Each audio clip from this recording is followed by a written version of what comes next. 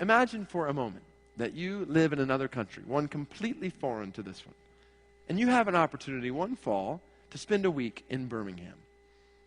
So you come on a Sunday morning, and you observe many people, maybe even most, slowly rising to make their way to a building they call a church. They groggily approach that building for some sort of ceremony. Clearly, whatever happens at the beginning of that ceremony is not that important because most of the people don't come until after it has started. I'm not looking at anybody. I'm just saying. And so you watch them file in and begin to mouth the words to songs, many of them almost expressionless, virtually emotionless, after which they sit down and passively listen to someone talk to them for a period of time. You notice people starting to get a bit fidgety, uneasy, as the time for the ceremony to end approaches. When it's finally over, they quickly walk out. But as you walk with them, you listen to them, and you hear many of them talking with one another about something that had happened the previous day. They smile, and they laugh as they recount another ceremony they'd been to, apparently a bit more interesting than this one. A ceremony that happens apparently on Saturdays. In fact, the rest of the week, that's almost all you hear people talking about, the coming Saturday ceremony. Even the people who were at the Sunday ceremony are strangely silent about what they heard and sang about there, but very enthusiastic about the Saturday that can't seem to get here soon enough. So as your curiosity is piqued, you begin to eagerly anticipate the coming Saturday ceremony with them. That Saturday comes, and you see people wake up and leave their houses dressed in some sort of outfit that they love to wear for these types of days. Many of them drive out of the city, some an hour west, others a couple of hours south, where they gather together on what they call hallowed grounds for the Saturday ceremony.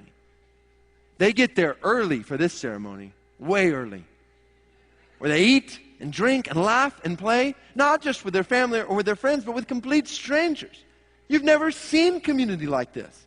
And when the time comes, they all, tens of thousands of them, enter a shrine together. You can't think of another word for it. Where they raise their voices with passion to applaud some sort of assembly of children they don't know playing a game on a field. As that game begins, they shout and chant and sing until they virtually lose their voices, with far more passion than the previous Sunday ceremony for sure.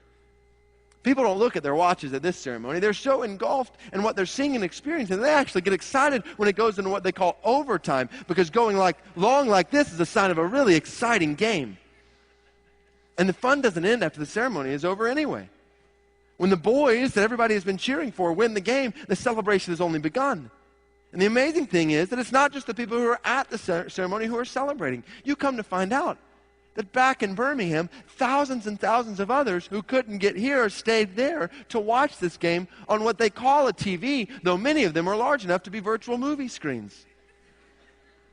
They're actually designed that way to make the most of watching ceremonies like this. And back in Birmingham, scores of people have circled up together around their screens to be a part of the ceremony from a distance.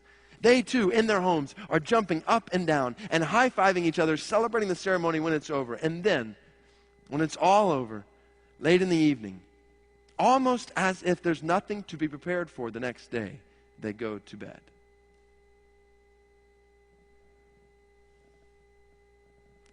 So let me ask you a question.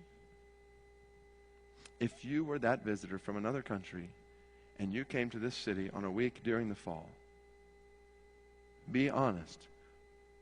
Which would you identify as the religion that is most important to this people? As the religion that most excites this people? As the religion that most consumes this people? We live in a land where sports war for our attention and our affections and our devotion, our time, our money. And it's not just college football. That's the glaring example. Particularly as we enter in this fall, that's the timing even for this. But it's professional sports as well. It's children's sports. It's playing sports and watching sports and running our children all over the city and the state for the sake of sports. Whether it's football or golf, basketball or baseball, soccer or CrossFit, running or biking or swimming, gymnastics or cheerleading, or any number of other athletic activities to which we devote so much of our lives and our families' lives too. Oh, to this church in Birmingham, we are not too far removed from the church at Corinth. We, in a land covered with church buildings and filled with professing Christians, are tempted every single week to commune with Christ on Sunday, only to dine with idols every other day, particularly Saturday. And we must consider how to flee idolatry and live every single moment in Birmingham, eating, drinking, and even playing to the glory of God.